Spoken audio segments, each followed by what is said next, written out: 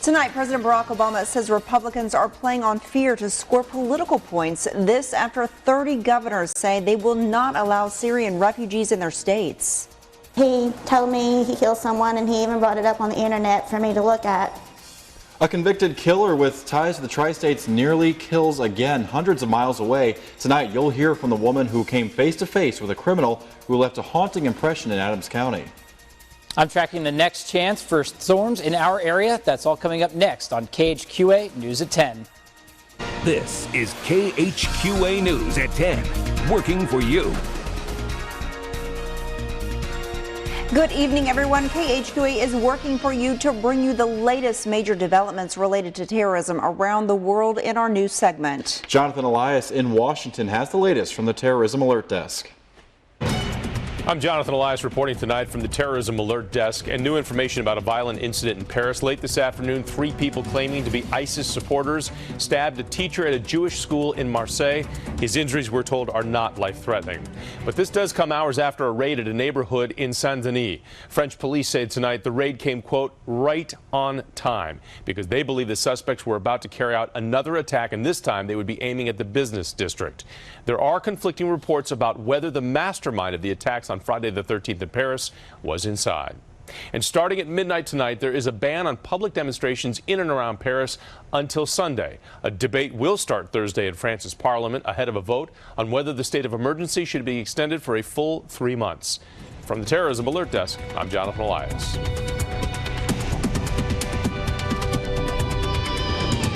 Well, heated words have been exchanged between the president and Republicans over what to do with the Syrian refugee crisis. National correspondent Jeff Barn gets reaction after President Obama blasted several governors and lawmakers criticizing his plan to take in Syrian refugees.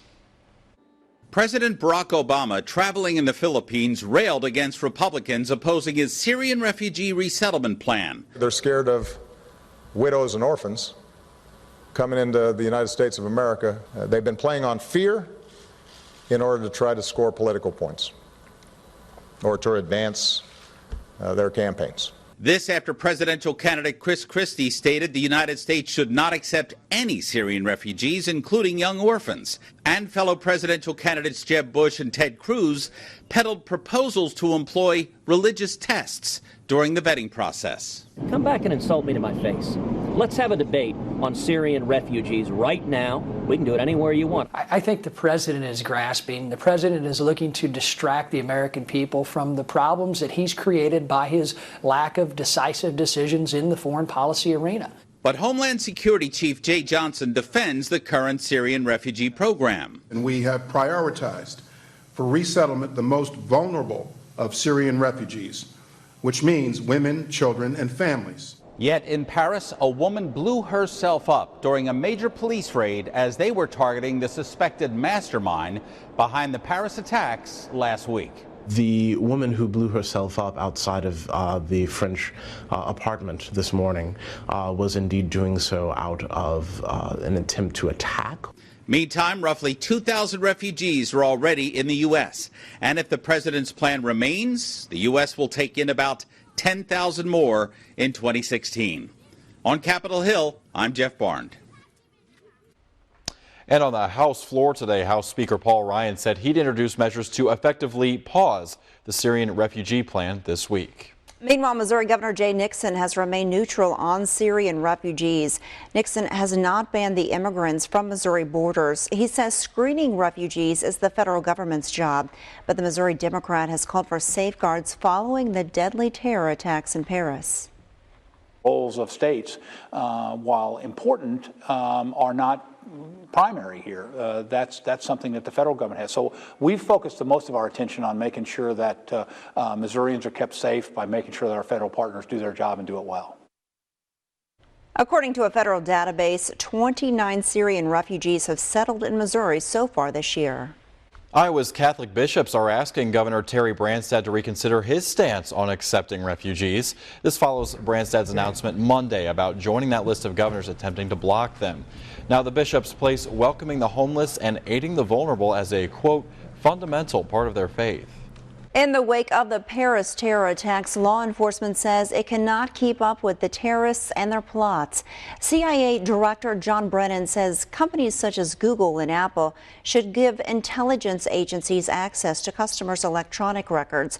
So what blind spots do U.S. safety officials face while working to keep Americans safe? Be sure to tune in tomorrow night at 10 on KHQA for an exclusive to find out how tech companies could lead away in today's war on terror. Now, your exclusive 7 Storm Team forecast. And it was a cloudy, cool, and, well, kind of raw day out there today. And we're seeing those temperatures drop now overnight tonight, and some of those skies clear up as well. We'll take a look at those current conditions outside. Temperature has fallen to 44 degrees here in Quincy. A little bit of a breeze from the south right now at 9 miles per hour. That has come down since the afternoon hours. And we're seeing a few more clouds now come in from the west at Kirksville. You can see there at 45 degrees. The rest of us, clear skies and temperatures in the mid-40s. There are some showers trying to work their way in to the tri-states right now. Some of them might make their way in here over the next couple hours. Not talking about a big-time rain event. Maybe just a few sprinkles possible by midnight. I think we'll drop a few more degrees to the lower 40s here in Quincy by midnight, and we'll have that west wind from 10 to 15 miles per hour around for the majority of the night. Now tomorrow, we should wake up to sunshine. Temperature will be chilly in the morning, and we're only going to make it up into the mid to upper 40s for highs.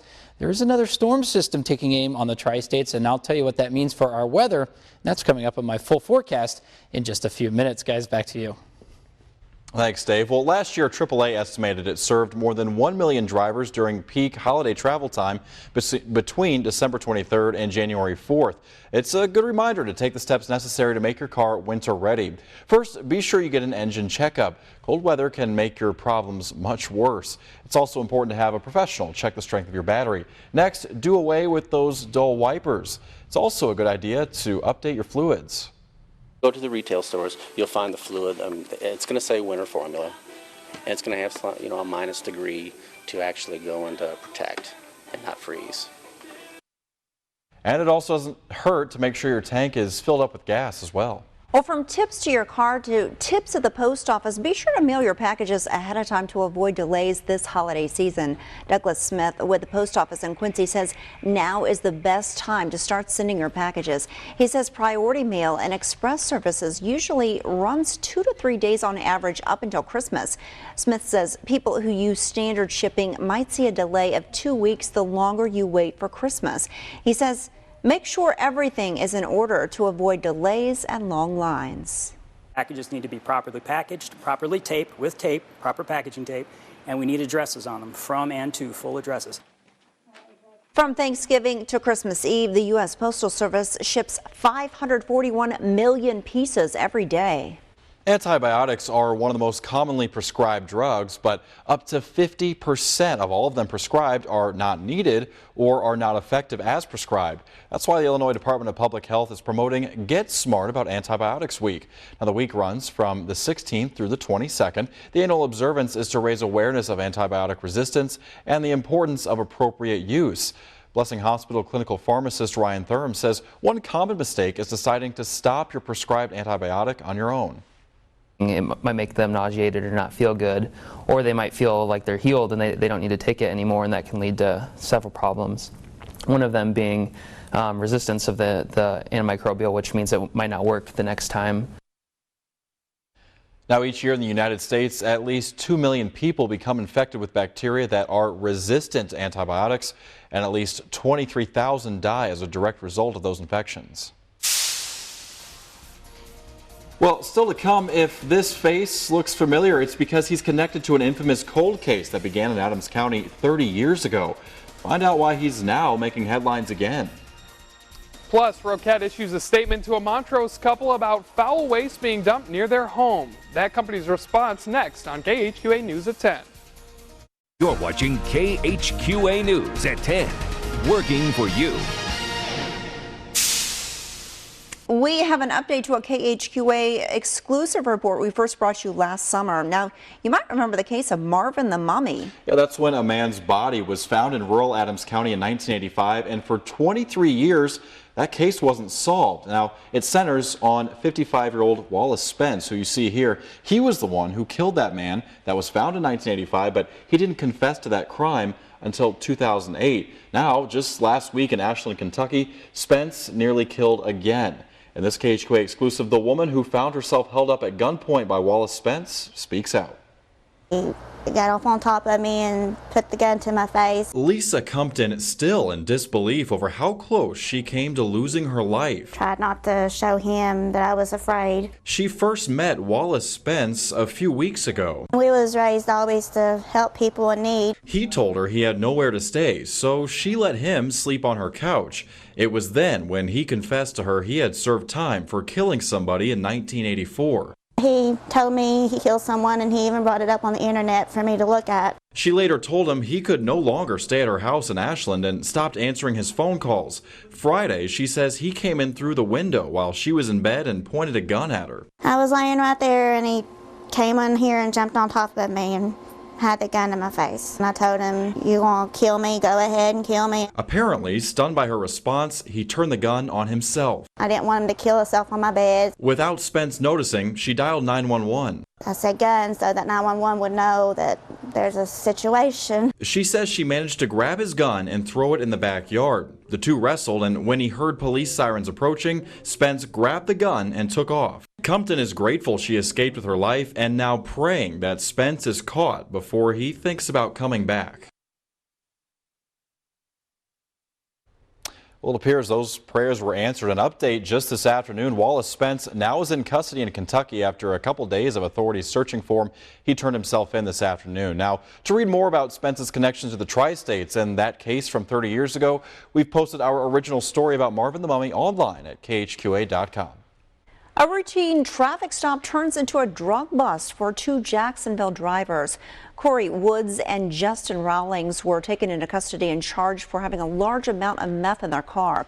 The 25-year-olds were taken to the Pike County Jail pending a court appearance. Meanwhile, a Hannibal man accused of serious physical abuse of a child will face a court, but not in Marion County. 23-year-old Eugene Melton is accused of abusing his 3-month-old son last December. He pleaded not guilty in Marion County Court yesterday and will appear in Shelby County on December 10th for the scheduled start of his trial. A Montrose, Iowa couple may be able to breathe a little easier after hearing back from the Keokuk company Roquette about the dumping of foul-smelling waste across the street from their home. We want to bring in KHQA's Jack Pluta, joins us live in the studio. He has been following this developing story. And Jack, Roquette released a statement to KHQA today. What did it say?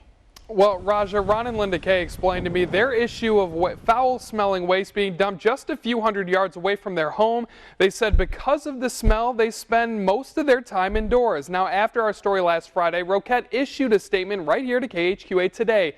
In a statement, a Roquette representative found the application company is cooperating within the company's permit. However, it continues to say Roquette is committed to being a good neighbor and will contact Mr. and Mrs. Kay to discuss the issue and answer any questions that they have. Roquette will also work with the land application company and area farmers to evaluate potential solutions to reduce associated odor generated when applying the fertilizer to the fields. Obviously, it's a story KHQA will continue to follow as it develops. Reporting live in studio, I'm Jack Pluta, KHQA News. Thanks, Jack. Also in Lee County, the Lee County Conservation Center now is open for business. It moved into the building at the beginning of this month, and an open house was held on Saturday. Now, the center is open Mondays through Fridays from 8 a.m. to 4:30 p.m. As one storm system moves away from the Tri-States, another one takes its aim on us. I'll show you what that means for our weather forecast coming up next. Now, your exclusive 7-storm team forecast. Hey, welcome back, everybody. Our Sleep Tight weather view takes us out to Denver, where hurricane force-like winds really caused some people trouble there. You can see it having some trouble standing up, and this is with very cold conditions. Is actually on the other side of that low pressure system that gave us all that rain yesterday. On the backside, you got those really strong winds and, well, snow and cold air and some blizzard-like conditions, especially around the Denver area. We were warm today, although our temperature 64 degrees, the official high in Quincy, that was set at 1:30 in the morning last night, and our temperature has been steadily decreasing since then as that cold colder air, some of what you saw affected the Denver area, kind of skirted into our area. And yeah, we've seen a little bit of chilly conditions now. You can see the low officially 49 degrees, although we've definitely got lower than that here in the last few hours. Now take a look at the allergy index, moderate concentration of the mold spore and a low concentration of weed pollen out there right now. And we look at the Macomb Skycam, temperatures dropping a little bit. Skies are clearing out. Breeze, it was pretty blustery out there earlier. Still out of the south-southwest right now at 13 miles per hour, so it's feeling a little chilly outside. Might want to bring a jacket if you step outside tonight. Temperatures in the mid-40s across the board here. We are watching some clouds trying to sneak in again from the west. There are a few showers that are being stubborn that haven't dissolved just yet. Some of them might try and make a run at our western counties. Might see a few sprinkles here in the next few hours, but I don't think it's going to be a big deal. If we zoom out, you can see, well, right at the top of the screen, there goes our last powerful weather system. We can say goodbye to that one. We're going to be paying attention back to the west for a second weather system. Here's the forecast in motion. High pressure is going to start to build in from the west. That's going to give us a sunny day tomorrow. Skies will really start to clear out. We'll wake up to sunshine tomorrow. However, we're going to still see those cooler temperatures. Air flows around clockwise around the high pressure system. We're going to get some northwesterly winds, and our temperatures are going to struggle to get out of the upper 40s for tomorrow. Highs will probably only make it into the upper 40s. The high pressure is not going to last for very much longer. It's going to move off to the east, and guess what? We got another strong system moving our way. And this one's going to be interesting because it's got some colder air to work with.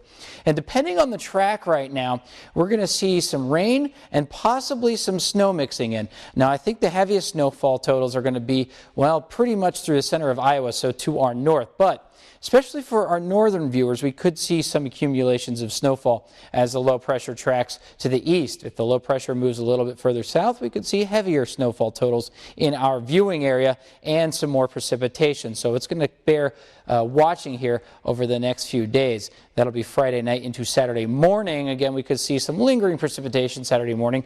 If it does, that'll probably be in the form of snow showers, as temperatures will be cold behind that system, only getting up into the mid to upper 30s both Saturday and Sunday. Low temperatures tonight will get down into the mid-30s across the board here, I think, and high temperatures tomorrow will only get up into the mid to upper 40s. So very cool weather coming in here, and it's actually a pretty cool pattern that we're going to be seeing the next few days. Again, sunshine tomorrow, temperatures getting up into the upper 40s, and then Friday is when we're going to start to watch that system as it moves in. Again, the snow line will be interesting to pinpoint where it goes. It depends on the track of that low pressure. I think our northern counties will see accumulation, although it's going to be a strong gradient. I think we're going to see that heaviest snowfall again to our north, but if the track changes, then that means that some of our areas could see heavier snowfall totals. Stay with us tomorrow, and I'll give a more precise, detailed look at seeing how much snow some of our areas might get. Other places have gotten it. I guess it's our turn, right? It's starting to get that way, yes.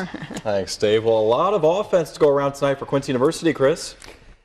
Yeah, they weren't lacking for that, Ross. Unfortunately, stops were a little harder to come by as the Hawks made their home debut, plus John Wood back in town as well, looking for their first win of the season against an old friend. Those highlights coming up next. Now, from across the tri-states, this is KHQA Sports.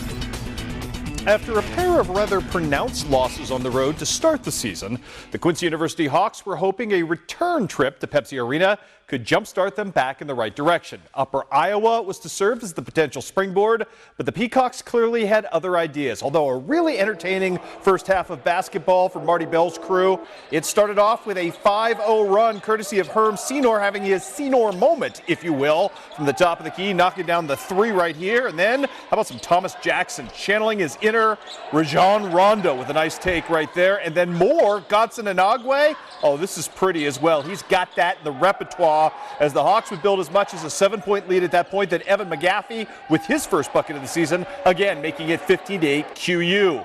It looked like the Hawks were going to continue that momentum throughout the first half. Nate Desjardins from long range knocking down the three, and then check out Scotty Broxford with the good up and under off the bench, 10 points in the first half.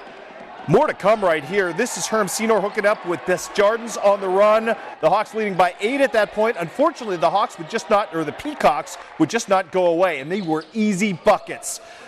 Dead cold for a while. Here comes Scotty Broxford to elevate and to bring his team back. Things would get salty for a moment after that dunk, Bruxford teed up, but it was a 2-point game at that point. The Hawks seemed to find new life after that dunk, and again, it's Bruxford on the great take right here. Nobody going to stop them. The Hawks inching back out to a 4-point lead.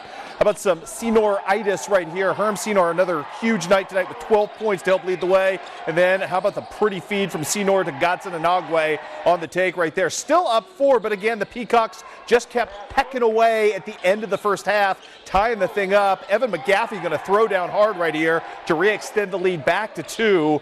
But it would be the Peacocks taking a 1-point lead at the half. QU comes out in the second half, shoots 29% from the field early on, and they were doomed from that point forward as the Hawks fall to 0-3 on the season, giving up a lot of points tonight. 93-81 was your final. John Wood at home tonight, taking on HLG's junior varsity. That meant the return of former Marion County star Reed Plunkett, generously listed at 5'9" in the opening night roster tonight. Long three right there to start his team off to a 3-0 lead. The Trailblazers, winless on the season, would answer Gabe McKenzie from long distance for a 3 right there. Then check out Austin Richmiller. This is just a pretty Chris Webber-esque move for Mr. Richmiller. Nice take from him. You know what, though?